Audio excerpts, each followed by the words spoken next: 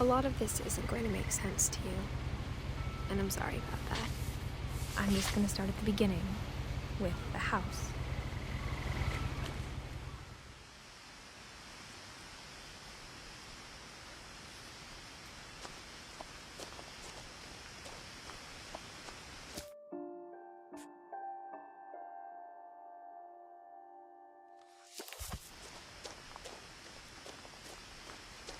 I lived here until I was 11, but I wasn't allowed inside half the rooms.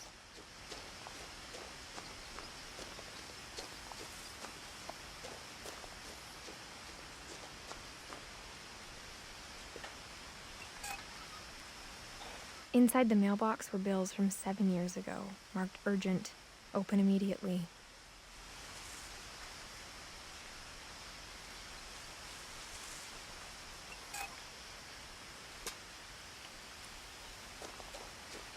I hadn't been back since my brother Lewis's funeral.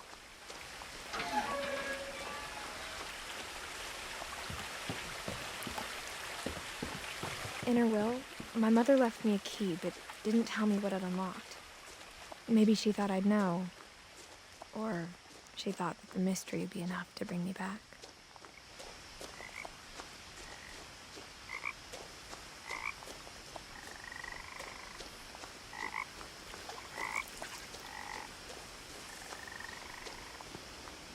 The truth is, even after I inherited the house, I never thought I'd come back to it.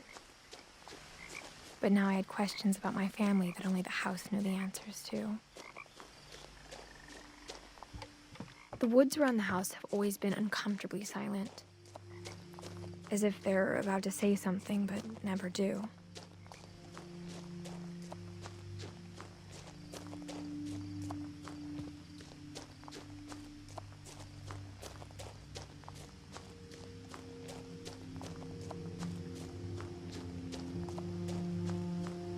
The house was exactly like I remembered it, the way I'd been dreaming about it.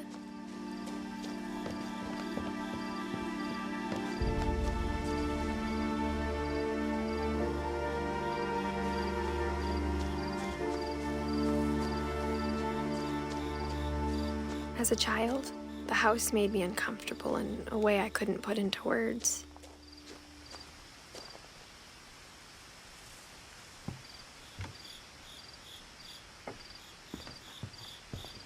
Now, as a 17-year-old, I knew exactly what those words were. I was afraid of the house. I hoped the key might unlock the front door. It didn't.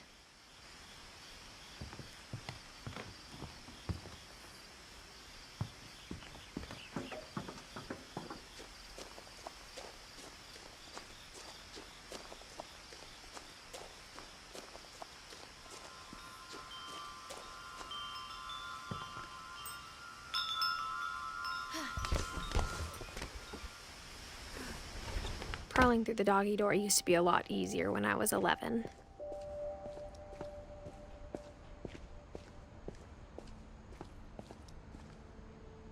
The power had been turned off the night we left. For the first time in years, I felt like I was home.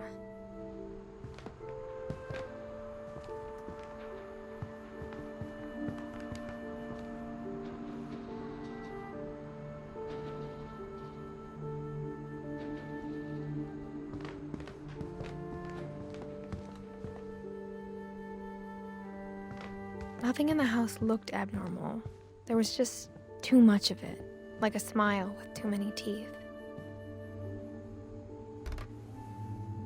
Edie told me once that every Finch who ever lived is buried somewhere in the library.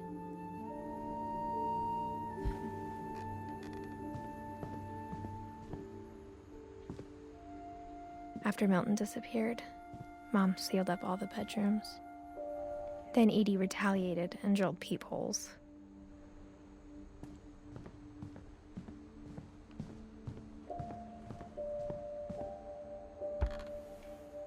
My Grandpa Sam spent 7 years sharing a room with his dead brother, Calvin.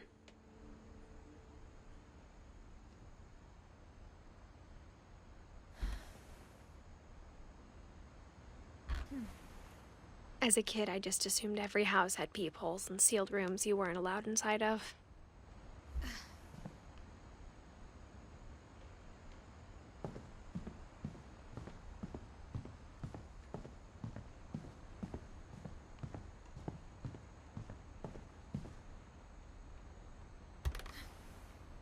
Molly always seemed like a girl I could imagine being friends with, if she hadn't died in 1947.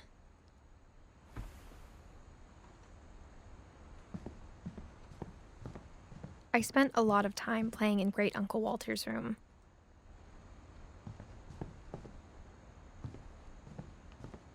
Lewis told me there were secret passages, but I never believed him.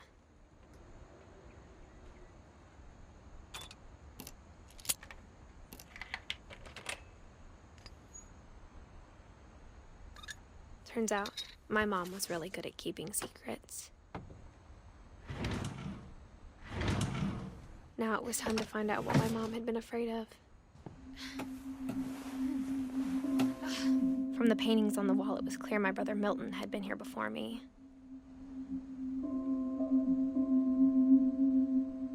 Reading this, maybe it sounds like I had a plan, but I had no idea what was behind that door.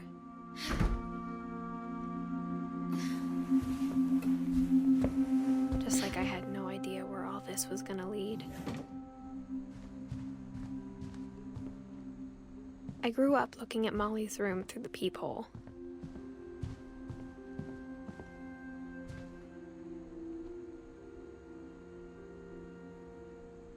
I got the sense Edie had spent a lot of time here, before my mom sealed the doors.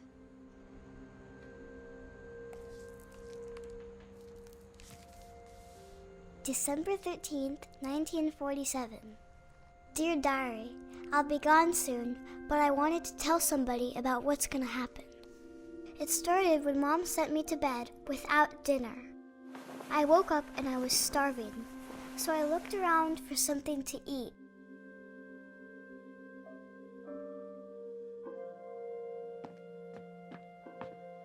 The gerbil food was dry, but I didn't mind it.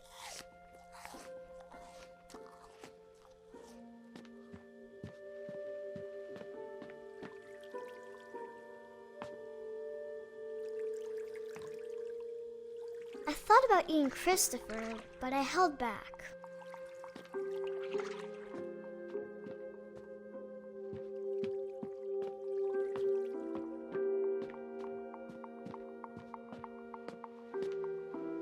My Halloween candy was all gone. Mom, can I come out now? Sweetheart, it's late. Go to sleep.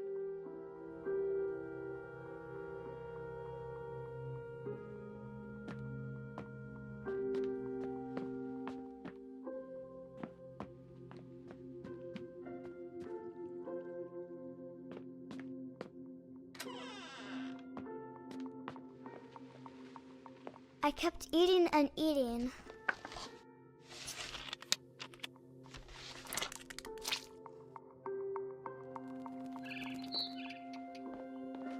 Then I heard chirping outside my window.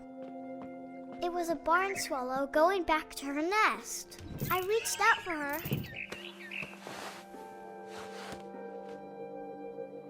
And suddenly, I was a cat.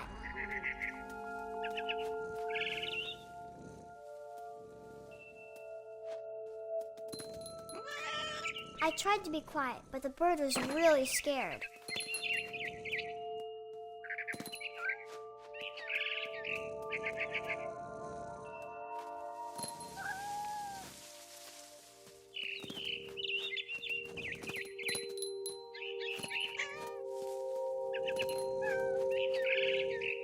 I jumped and I almost got her.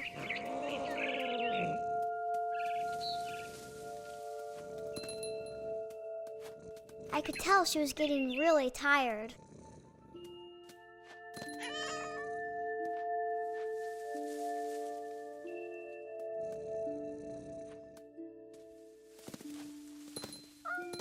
Now I was up in the big tree. I promised Dad I wouldn't climb it anymore. All I cared about was eating that mama bird.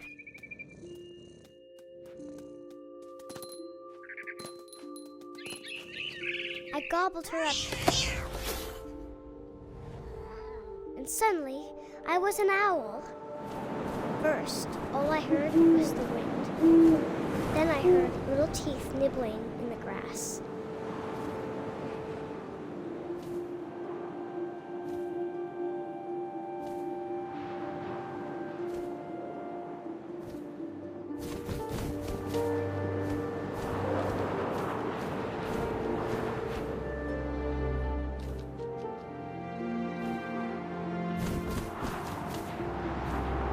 Rabbits.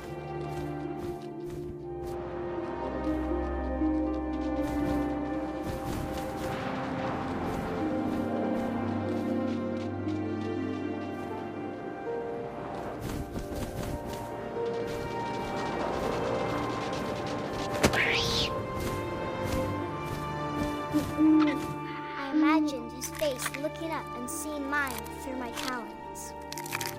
I swallowed him up, and I didn't chew one bit. Then I flew off to find something bigger.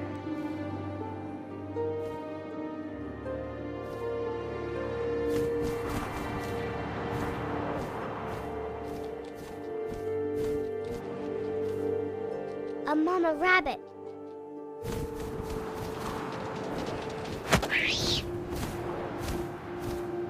She was almost too big to carry. I started choking, but I couldn't stop eating. And suddenly, I was a shark.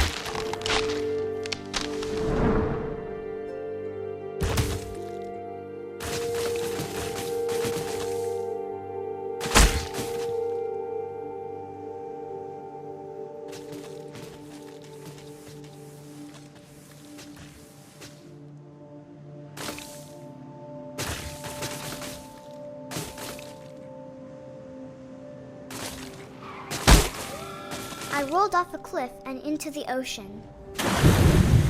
Now, I was hungrier than ever.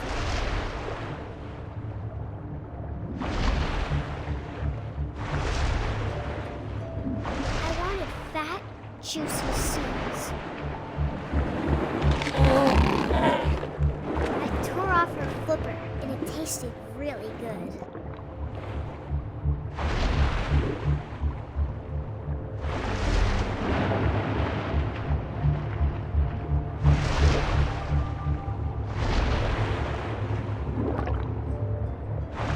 Grabbed on tight. When I was so hungry, I jumped out of the water. When I opened my eyes, everything had changed.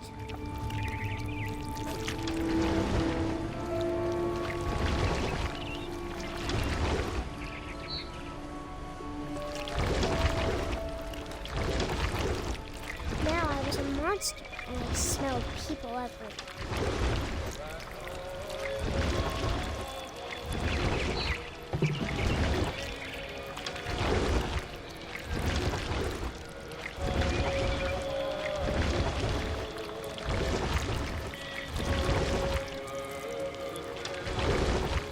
I was big, and I moved real quiet.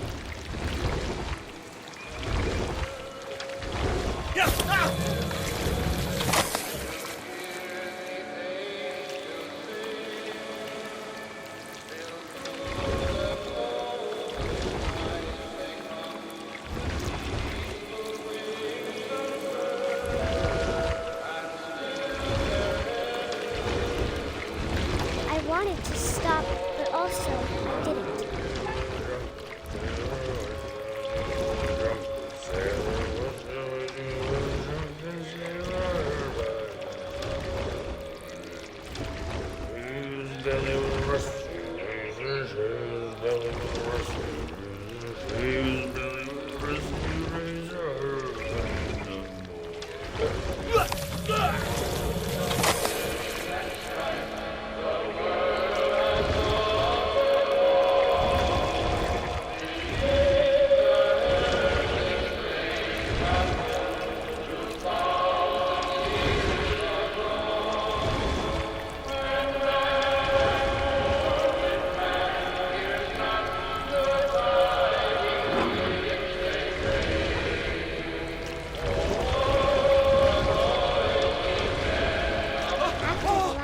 passenger, I was still hungry. And across the water, I smelled something new. Something I had to have, so I swam towards it.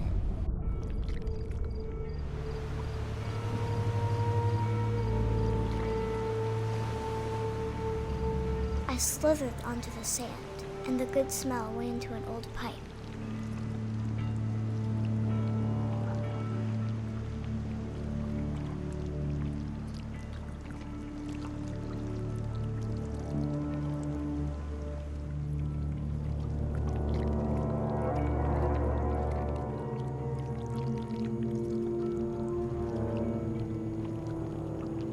I got closer and closer.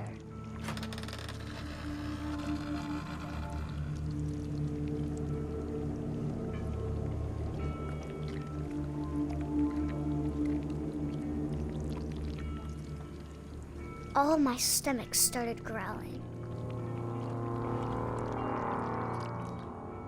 And suddenly, I was me again. I held my breath for a long time, but I couldn't hear anything. I think it's waiting for me to fall asleep. But it's not going to wait much longer. It needs to feed, and we both know I will be delicious.